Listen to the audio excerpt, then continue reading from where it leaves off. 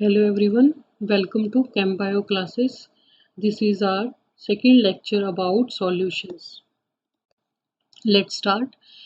Here is the index which includes ideal and non-ideal solutions and then azeotropes, colligative properties, relative lowering in vapor pressure, elevation in boiling point, depression in freezing point, osmosis and osmotic pressure. First of all, we will discuss about ideal and non-ideal solutions. अब देखिए ideality of a solution is determined on the basis of the magnitude of the force of attraction between A, B, AB, where A and B are the two components whose solution we want to form. मतलब कोई A molecule A2 मिलता किससे है B molecule के साथ join करता है और एक सॉल्यूशन बनाता है AB मॉलिक्यूल का. ठीक है. If the magnitude of the force of attraction of a b b is equal to a b then amount of energy required to break the bond is equal to the amount of energy released. मतलब अगर force of attraction ए का और B का और A B का equal है, इसका मतलब कि जितनी एनर्जी आपको चाहिए ए और बी को तोड़ने में उतनी ही एनर्जी रिलीज होगी जब ए बी मॉलिक्यूल बनेगा. ठीक है. मतलब amount of energy required to break the bond is equal to the amount of energy required amount of energy released. ठीक है. Therefore for such solution delta H मतलब enthalpy mixing is equals to zero and delta V मतलब volume mixing is equals to zero. That is enthalpy change and volume change for such solution is equal to zero. Such type of solutions obey Raoult's law. ये Raoult's law को follow करते हैं. Under each and every condition, practically there is no solution which is ideal. Practically ऐसा कोई solution नहीं है जो ideal होता है. ठीक है. थोड़े बहुत हमेशा किसी ना किसी के अंदर चेंजेस होते हैं. But there are certain solutions which show nearly ideal behavior. Nearly ideal behavior जो show करते हैं वो क्या है? हेक्सेन और heptane, bromobenzene and iodobenzene, bromoethane, iodoethane, benzene and toluene. ये कुछ एग्जांपल्स हैं इसके. जैसे हमने रॉल्ड्स लॉ के केस में ये ग्राफ देखा था, सेम ऐसा ही ग्राफ आइडियल के केस के लिए ये वही ग्राफ है. ये vapour pressure curve for ideal solution कि जैसे एक्स ए जो है उसकी कंसंट्रेशन यहाँ 1 है, जब उसकी कंसंट्रेशन 0 हो जाएगी, ठीक है, तो ये आ गया इसकी कर्व. ठीक है. और अगर एक्स बी की बात करूँ उसके लिए ये कर्व आ गई. ये कर्व क्या दिखा रही है? P B is equals to p b naught dot x b. ये प्रेशर टोटल प्रेशर की curve. Pressure total is equals to partial pressure of a plus partial pressure of b. ठीक है. In actual practice, we observe that when solution is formed, then the two components are different in nature. मतलब ये देखा गया है कि अगर ए और बी को हमने मिक्स किया है, जो हम कह रहे हैं आइडियल के केस में हम मान के चले थे कि ए और बी और ए बी का तीनों का फोर्स ऑफ अट्रैक्शन सेम है. ठीक है. बट एक्चुअल में आइडियल केस होता नहीं है. तो वो कह रहे हैं कि होता क्या है कि ए और बी के अंदर थोड़ा सा डिफरेंस होता है. उस डिफरेंस के कारण अब जो फोर्स ऑफ अट्रैक्शन था ए और बी का और ए बी का, ये डिफरेंट हो जाता है, जिसकी वजह से नॉन आइडियल केस अराइज होता है. नॉन आइडियल केस का मतलब जहां पर energy required to break the bond is not equals to energy release during the formation of bond. ठीक. Delta H mixing, that is the enthalpy change mixing, is not equal to zero, and also delta V mixing is not equals to zero. And these solutions doesn't follow Raoult's law. Therefore, they are non-ideal solutions. Non-ideal solutions are of two types. दो type के ये non ideal solutions आपको देखने को मिलते हैं. ठीक है. पॉजिटिव डेविएशन विद और नेगेटिव डेविएशन. आइडियल सॉल्यूशन की हमने बात की. Ideal solution includes obey Raoult's law और p A is equals to p naught a x a, p B is equals to p naught b x b, p total equals to p A plus P b. ये सब हमने Raoult's law में देखा था. Delta h mixing is equals to zero, delta v mixing is equals to zero. Interaction A B is equals to और nearly equal to A और B B. मतलब that means energy required to break the bond is equals to the energy released during the formation of AB bond.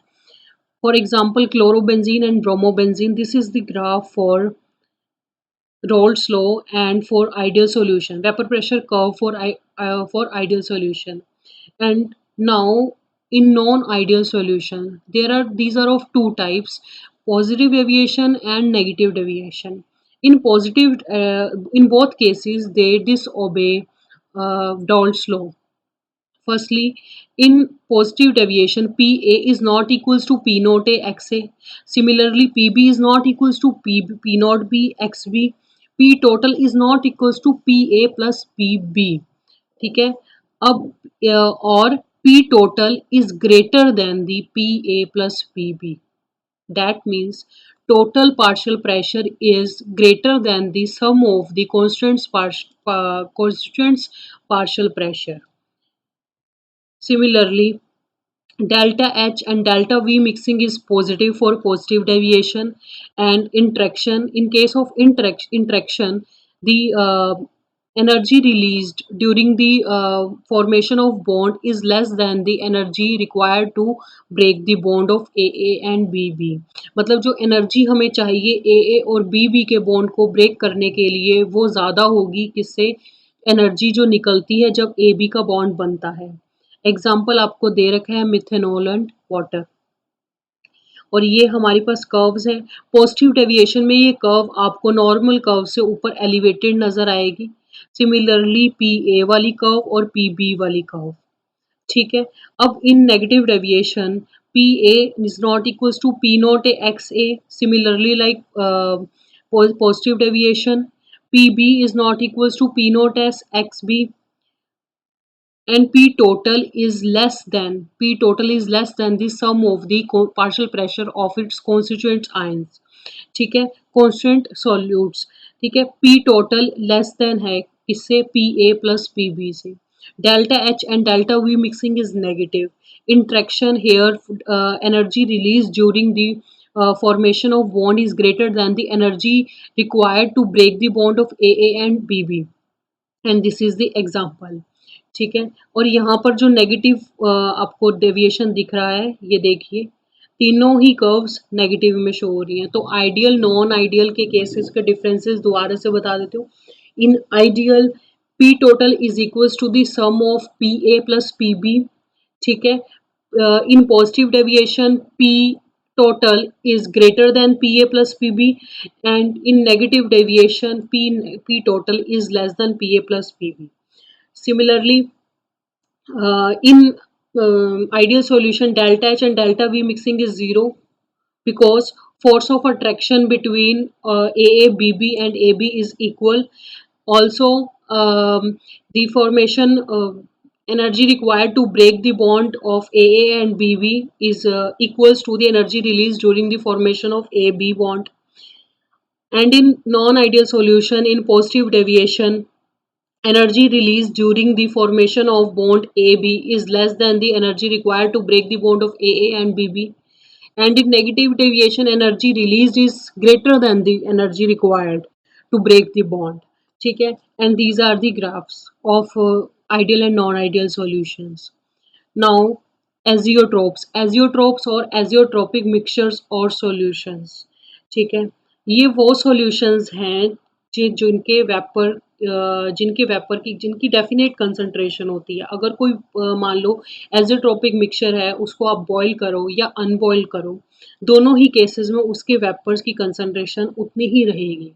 ठीक है, azeotropes are the solutions with definite concentration. एक definite concentration रहेगी which boils like a pure component.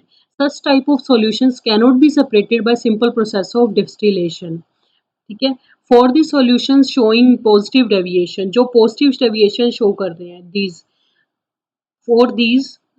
the solution showing positive deviation, the vapor pressure is more than the expected value, hence they will form low boiling azeotrophs. For the solution showing negative deviation, the vapor pressure is less than the expected value, hence they will form high boiling azeotrophs. One more thing, an azeotrope or a constant boiling point mixture is a mixture of two or more liquids whose proportions cannot be altered or changed by simple distillation. आप simple distillation से उनकी composition, उनकी proportions को change नहीं कर सकते. This happens because when the azeotrope is boiled, the vapor has the same proportion of constants as the unboiled mixture. मतलब अगर आपने unboiled किया हुआ है, अनबॉइल्ड है और बॉइल्ड किया है, दोनों ही केस में जो वेपर की कंसंट्रेशन है, वेपर की जो प्रोपोर्शन है वो बिल्कुल ही सेम रहेगी. अगर वेपर के अंदर जितने कॉन्स्टेंट्स हैं उतने ही पहले अनबॉइल्ड के केस में रहेंगे, because their composition is unchanged और unaltered by distillation. Azeotropes are also called constant boiling point mixtures. Now, colligative properties. There are certain properties which depend upon number and they are independent of the nature of the substance. ठीक है. Colligative properties वो होती हैं जो कि number पे depend करती हैं. जैसे अगर मैं आपको बोल दूं कि एक बॉक्स में मैंने 5 कॉइन रखे और दूसरे बॉक्स में मैंने 10 कॉइन्स रखे, तो अगर मैं सिंपल सा कुछ भी पूछूं कि हाँ भी किसकी कॉलिगेटिव प्रॉपर्टी ज़्यादा है, या मतलब अगर अभी तो मैं सिर्फ कॉलिगेटिव प्रॉपर्टी के बारे में बोलूँगी, तो किसकी कॉलिगेटिव प्रॉपर्टी किसमें ज़्यादा दिखाई जा रही है, तो आप कहोगे कि 10 वाले में, क्योंकि कॉलिगेटिव प्रॉपर्टी नंबर पे डिपेंड करती है. ठीक है, नेचर पे कोई डिपेंड नहीं करती. ठीक है, चाहे वो कॉइन्स आपके पास गोल्ड के हों, सिल्वर के हों, कोई मैटर नहीं करेगा, सिर्फ हमने नंबर को देखना है. ठीक है, तो 4 तरह की कॉलिगेटिव प्रॉपर्टीज आती है. Number 1 relative lowering of vapour pressure, number 2 elevation in boiling point, number 3 freezing depression in freezing point, and number 4 is osmosis और ऑस्मोटिक प्रेशर. ठीक है, अब ये 4 तरह की हैं. कभी भी एग्जाम में क्वेश्चन आ जाए ऐसा ही जो मैंने एग्जांपल आपको दिया है कि एक के अंदर 5 कॉइन्स हैं, गोल्ड के हैं, और दूसरे के अंदर 10 कॉइन्स हैं, और या 10 कॉइन्स है या किसी 10 कॉन्स्टिट्यूएंट्स है, कोई भी नेचर के हों, हमें उसका कोई मतलब नहीं है. हमें सिर्फ ये देखना है किसके बारे में पूछ रहा है. अगर वो रिलेटिव लॉरिंग इन वेपर प्रेशर के बारे में पूछे, एलिवेशन इन बॉइलिंग पॉइंट या फ्रीजिंग पॉइंट या फिर ऑस्मोसिस ऑस्मोटिक प्रेशर के बारे में पूछे, आपने सिर्फ देखना है किस वाले जार में या किस वाले सिस्टम के अंदर ज़्यादा नंबर है. अगर जिसमें ज़्यादा नंबर होगा उसी में वो क्वांटिटी आपको ज़्यादा नज़र आएगी. ठीक है, अब देखते हैं आगे. ये कुछ डायग्राम्स हैं, ये आप देखिए कि पहला जो दिखाया जा रहा है वो है वेपर प्रेशर लोअरिंग का, कि जब 100% सॉल्वेंट होता है, फॉर एग्जांपल वाटर, जब 100% वाटर होता है तो ऊपर देखिए कितने सारे वेपर्स हैं. लेकिन जैसे ही आपने सॉल्यूशन बन गया, मतलब आपने कोई सॉल्यूट ऐड कर दिया, सॉल्यूट ऐड करने से जो ऊपर के वेपर्स हैं वो कुछ डिसॉल्व हो जाते हैं. ठीक है, तो वेपर प्रेशर जो ऊपर, अब मान लो फॉर एग्जांपल 10 या 100 मॉलिक्यूल्स, 100 वेपर के मॉलिक्यूल्स, वेपर 100 वेपर प्रेशर लगा रहे थे, अब वो घट के मान लो 10 हो गए या 50 हो गए, तो अब वेपर प्रेशर कम हो जाएगा. सिमिलरली अगर फ्रीजिंग पॉइंट डिप्रेशन की मैं बात करूं, तो सॉल्वेंट का जो पहले फ्रीजिंग पॉइंट कुछ आ रहा था, अब वो बाद में जब सॉल्यूशन हुआ, जब सॉल्यूट ऐड हो गया, तो वो फ्रीजिंग पॉइंट भी कम हो गया. बॉइलिंग पॉइंट की अगर मैं बात करूं, सॉल्वेंट के केस में पहले कम था, अब जैसे ही सॉल्यूट ऐड किया तो वो भी बढ़ गया. ऑस्मोटिक प्रेशर के बारे में देखा जाए कि अगर 100% सॉल्वेंट है, ये बीच में जो डॉटेड ये लाइन है, ये क्या दिखा रही है कि यहाँ पर एक सेमी परमेबल मेम्ब्रेन लगी हुई है. अगर सॉल्वेंट है तो दोनों तरफ वाटर है. ठीक है, एक बात और, अगर आप मेडिकल के स्टूडेंट्स हैं तो आपको नो डाउट पता होगा ऑस्मोसिस और ऑस्मोटिक प्रेशर क्या है. ठीक है, अगर नहीं भी पता तो मैं अभी आपको इस टॉपिक के बारे में बताती हूँ. ठीक है, वेपर प्रेशर के बारे में आपको नॉर्मल पता होता है, फ्रीजिंग और बॉइलिंग पॉइंट के बारे में पता है, तो हम इस केस के अंदर अभी आपको सिर्फ थोड़ा सा समझिए कि चाहे रट्टा ही समझिए, थोड़ी देर बाद मैं आपको एक्सप्लेन करती हूँ इसी ही लेक्चर के अंदर. अभी ये समझ लीजिए कि बीच में एक सेमी परमिएबल मेम्ब्रेन होती है, एक मेम्ब्रेन होती है एक जाली की तरह, जहाँ से एक तरफ से दूसरी तरफ को आयंस जाते हैं. ठीक है, मूव करते हैं एक जगह से दूसरी जगह पर. लेकिन जिस केस में है ही सिर्फ 100% सॉल्वेंट, तो दोनों तरफ सेम होगा तो मूवमेंट होएगी ही नहीं. लेकिन जब हम सॉल्यूशन कर देते हैं, सोल्यूट की कंसंट्रेशन ऐड कर देते हैं, तो क्या होता है कि मूवमेंट होनी शुरू हो जाती है, क्योंकि प्रॉपर जब तक मिक्सिंग नहीं होगी, इक्विलिब्रियम नहीं अटेन होगा। तो ये जो आप देख रहे हो कि एक जैसे ही मूवमेंट हो रही है, ठीक है, तो यहाँ पर राइज कर गया है लेवल, राइज कर गया लेवल, राइज किससे किया, रो एच जी, मतलब ऑस्मोटिक प्रेशर यहाँ पर लगा था। ठीक है, तो अभी मैं ऑस्मोटिक और ऑस्मोसिस और ऑस्मोटिक प्रेशर और डिफ्यूजन के बारे में अभी आपको बताती हूँ। ठीक, सबसे पहले relative lowering in vapour pressure. When a non volatile solute is added to a solvent, the vapour pressure of the solution decreases. ये हमने पहले भी पढ़ा है कि जब कभी भी नॉन वोलेटाइल का सोल्यूट हम सॉल्वेंट के अंदर ऐड करते हैं तो हमारा वेपर प्रेशर डिक्रीज हो जाता है सॉल्यूशन का। ठीक है, according to Raoult's law the vapour pressure of solvent P1 in a solution containing non volatile solute is given by, अभी हम देखते हैं। तो ये देखिए, जैसे अकॉर्डिंग टू रॉल्स लॉ क्या है, वेपर प्रेशर प्योर सॉल्वेंट का पी नॉट वन हमने मान के चले, तो वेपर प्रेशर ऑफ सॉल्वेंट के सॉल्यूशन क्या हुआ, पी वन। तो P one is equals to X one P one naught, ये हम पहले कर चुके हैं। तो डेल्टा पी वन जो चेंज आया वो क्या है, P one naught minus P one. ठीक है, P1 की वैल्यू हम पुट करेंगे। फॉर बाइनरी सॉल्यूशन मतलब दो चीजें ही ऐड है, तो x1 plus x2 is equals to 1 होता है, तो x2 is equals to 1 minus x1। तो ये हमारे पास कोई एक फॉर्मूला आ जाएगा। ठीक है, the lowering of vapour pressure relative to the vapour pressure of pure solvent is called relative lowering of vapour pressure. मतलब जो लोअरिंग हो रही है वेपर प्रेशर की, वो कंपेयर हम करते हैं नॉन वोलेटाइल सोल्यूट ऐड होने के बाद जो हमारे पास वेपर प्रेशर आता है, उसको हम कंपेयर किससे करते हैं, वेपर प्रेशर प्योर सॉल्वेंट के साथ।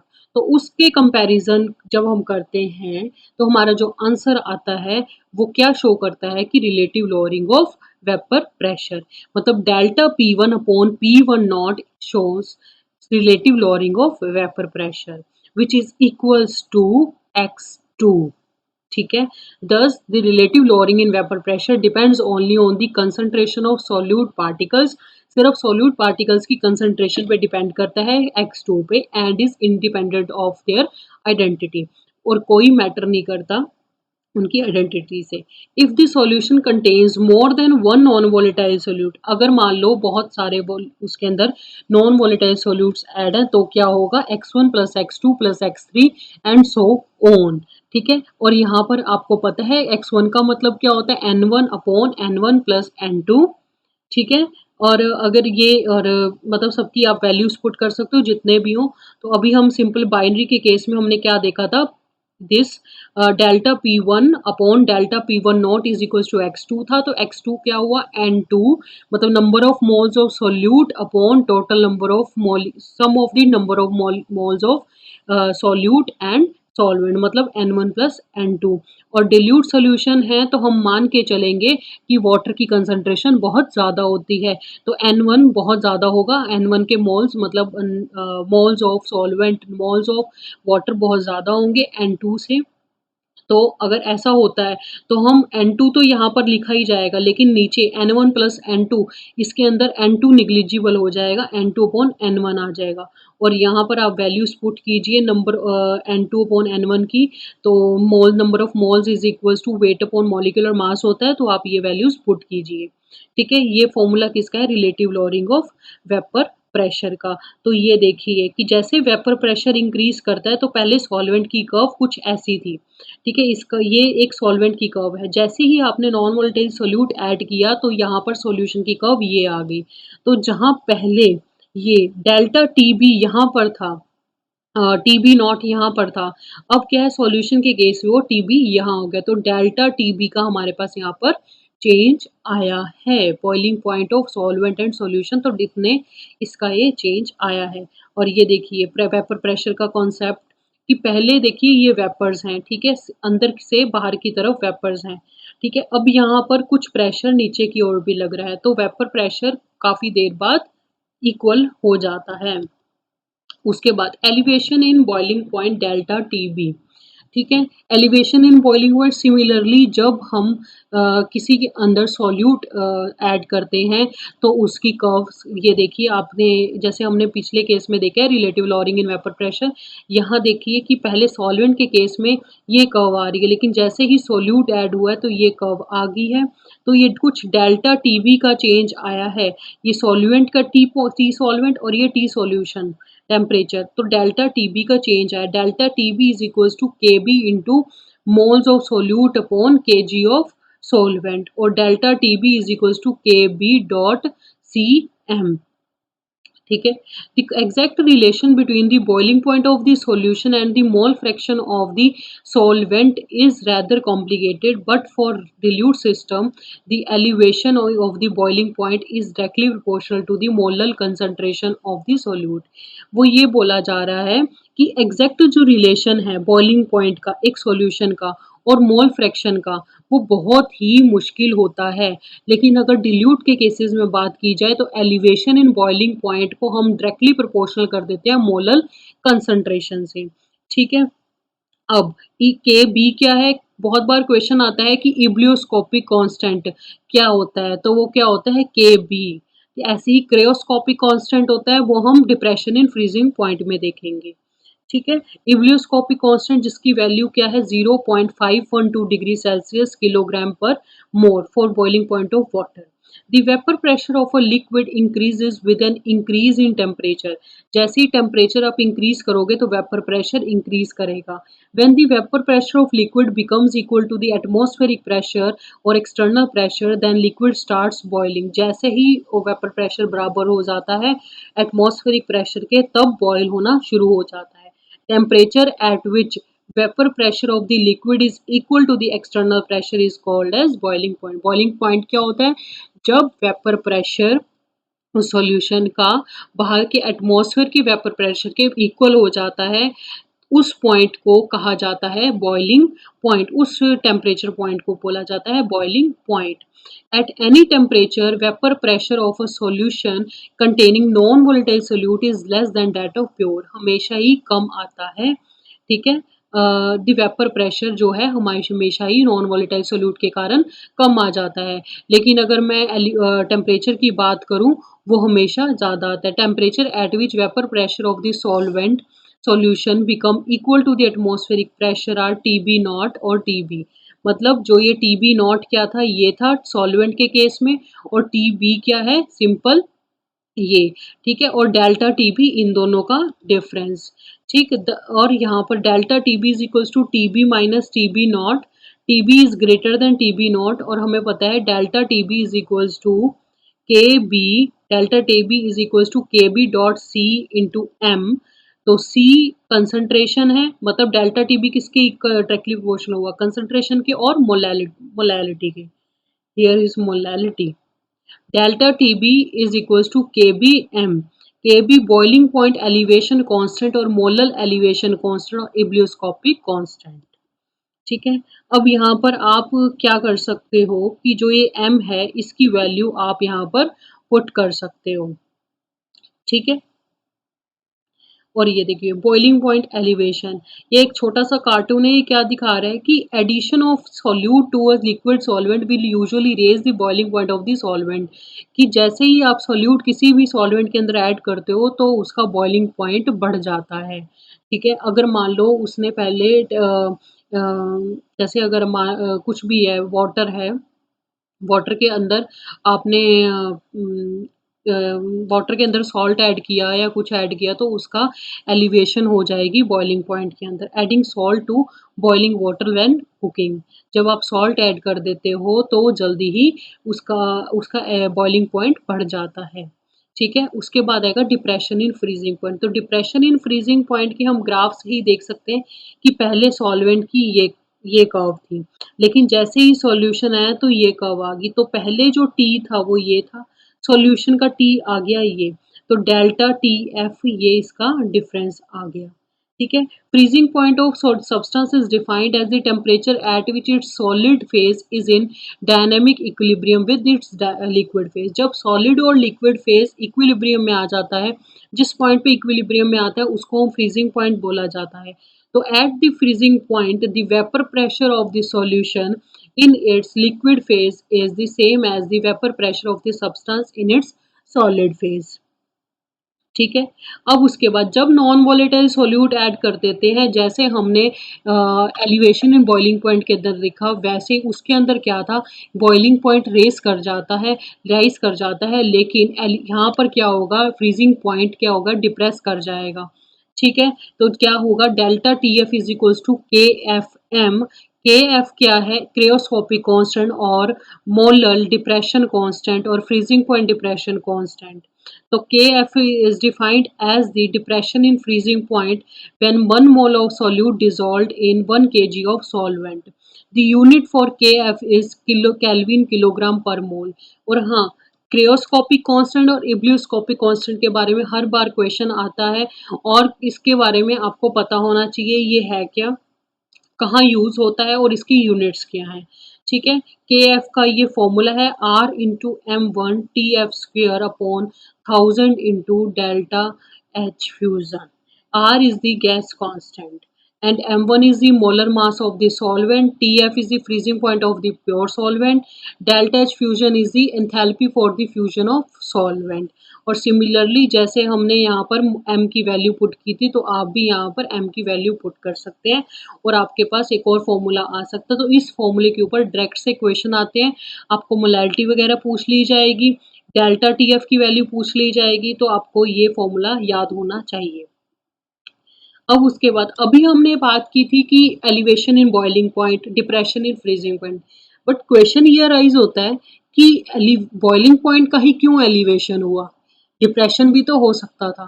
ठीक है, वो आपको एक्सपेरिमेंटली हमने किया, लेकिन क्यों ऐसा हुआ, क्यों। ठीक है, या डिप्रेशन इन फ्रीजिंग पॉइंट है, वो डिप्रेशन ही क्यों हुआ, एलिवेशन क्यों नहीं हुआ।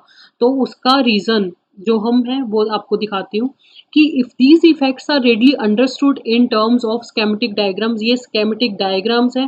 तो ये जो रेड लाइन है ये क्या शो कर रही है कि कितना टेम्परेचर हमें चाहिए कि इक्वल नंबर ऑफ माइक्रोस्टेट्स बन जाए।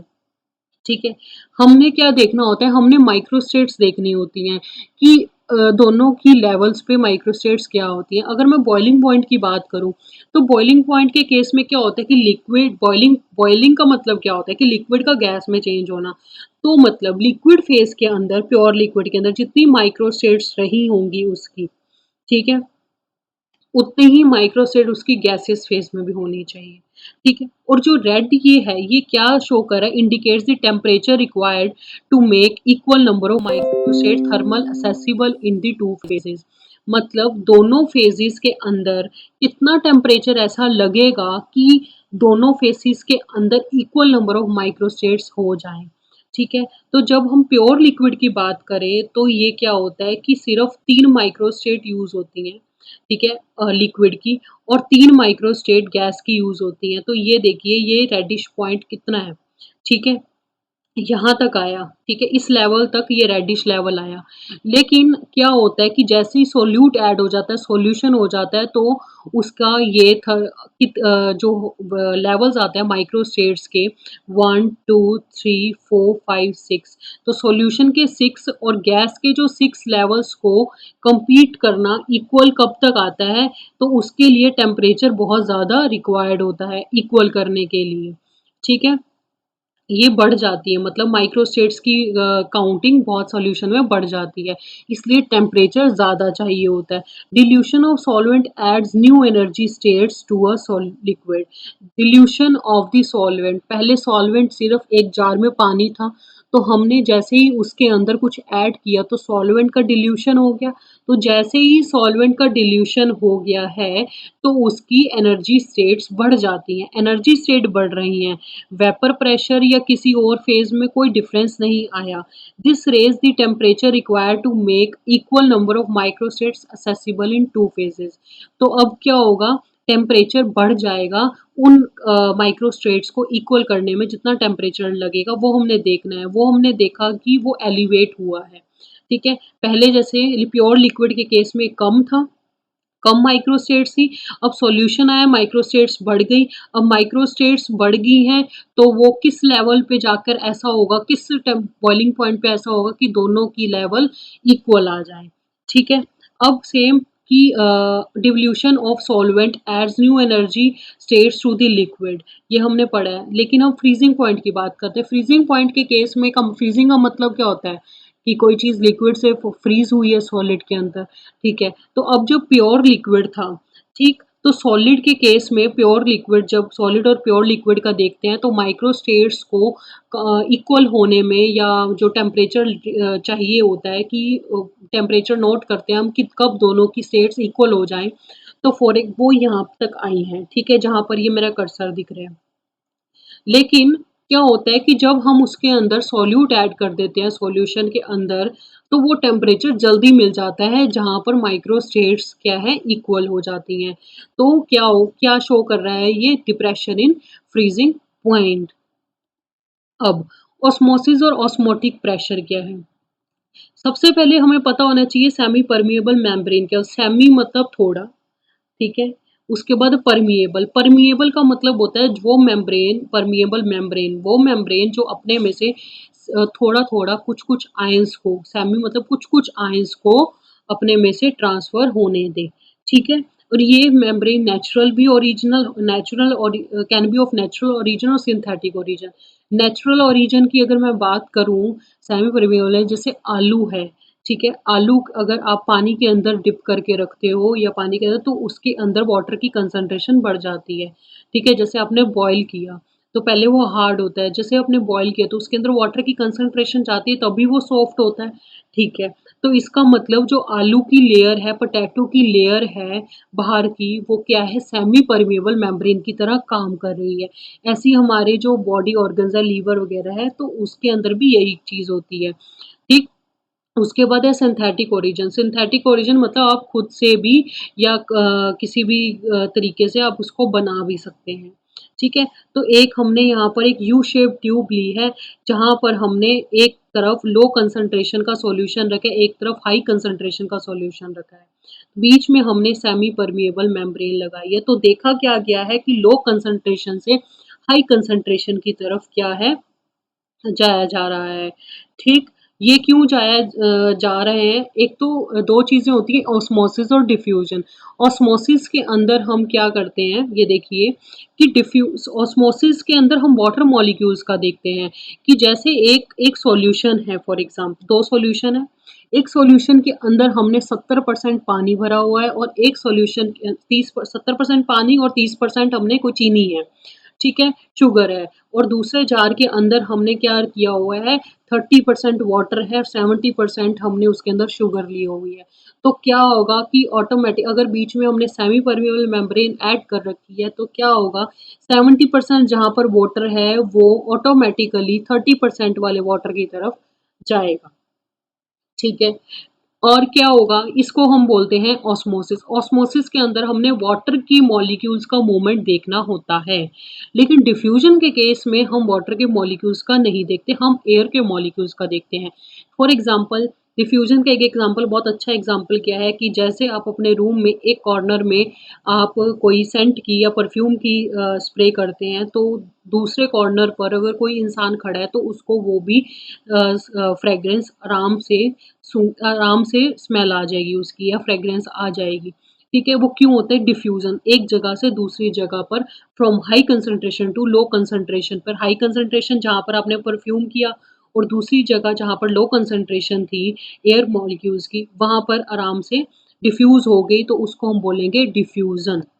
अब देखिए डिफ्यूजन क्या है solvent and solute particles move to equalise concentration solvent और सोल्यूट के पार्टिकल्स मूव करते हैं ताकि इक्वल हो जाए कंसंट्रेशन कोई सेमी परमिएबल मेम्ब्रेन की जरूरत नहीं होती जैसे रूम के अंदर मैंने परफ्यूम की बात की तो हमारे रूम के अंदर कोई सेमी परमिएबल मेम्ब्रेन नहीं हम लगा के रखते फिर भी ऐसा होता है ठीक है तो अब क्या है कि ऑस्मोसिस क्या है ऑस्मोसिस क्या है ओनली सॉल्वेंट मॉलिक्यूल्स मूव्स और ऑस्मोसिस में सिर्फ सॉल्वेंट के मॉलिक्यूल्स मूव करते हैं जैसे water solute particles do not move the movement is through semi permeable membrane जैसे ऑस्मोसिस है हाई कंसंट्रेशन है पानी का ठीक है, सॉल्वेंट का, तो वो सेमी परमेबल मेम्ब्रेन से लो कंसंट्रेशन की तरफ जाएगा।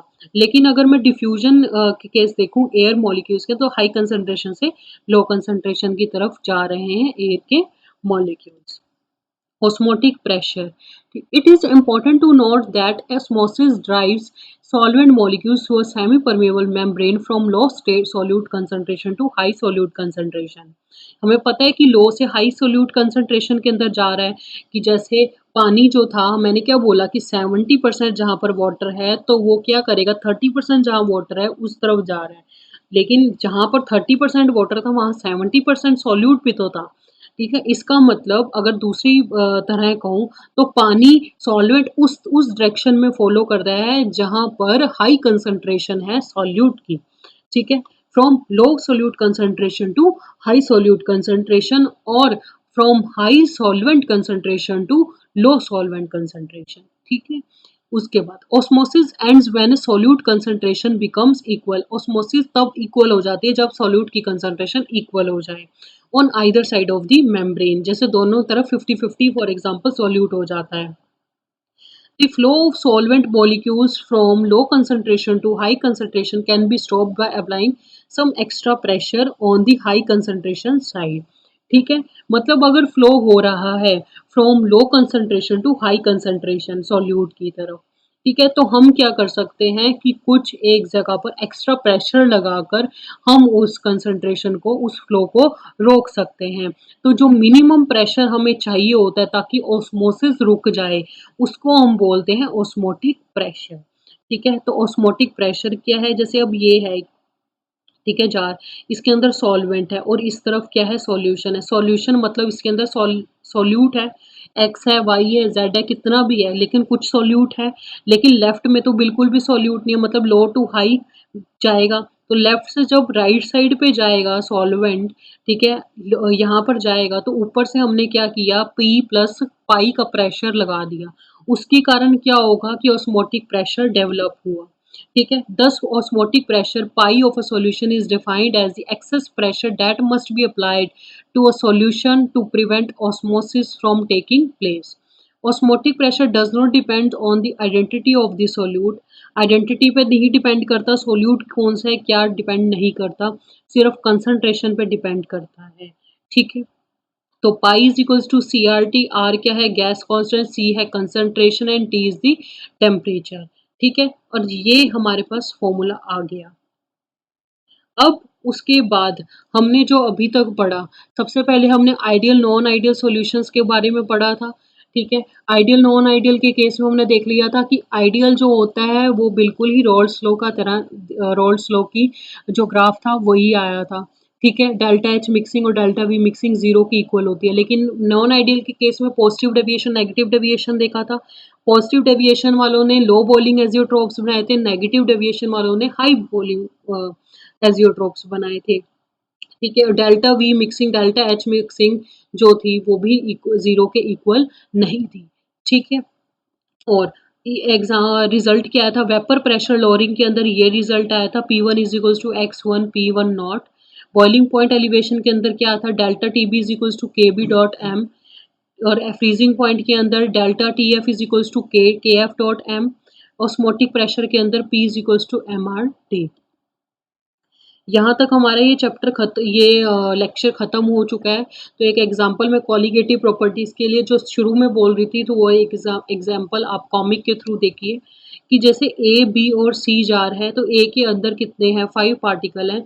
तो ये स्माइली पूछता है कि which sample has the lowest vapour pressure. तो ये जनाब बोलते हैं कि sample C because it has high solute concentration. तो ठीक बात बोल रही है कि सी के अंदर आप देखिए 1 2 3 4 5 6 7 है, यहाँ पर 3 है तो यहाँ पर 5, सबसे ज़्यादा सॉल्यूट की कंसंट्रेशन सी में है, तो बात ठीक बोली।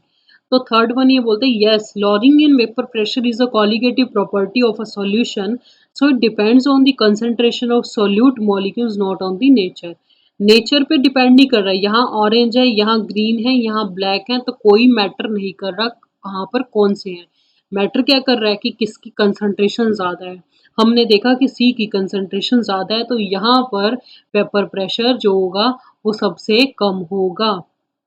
ठीक है, अब इंडेक्स फॉर लेक्चर 3, जो हमारा लास्ट लेक्चर होगा सॉल्यूशन चैप्टर का, उसके अंदर क्या क्या चीज़ें आएंगी जो हमने अभी तक कॉलिगेटिव प्रॉपर्टीज़ की हैं चारों, relative lowering in vapour pressure, elevation in boiling point, depression in freezing point, osmosis और ऑस्मोटिक प्रेशर, इनके बेसिस के ऊपर कुछ क्वेश्चंस और कुछ न्यूमेरिकल्स।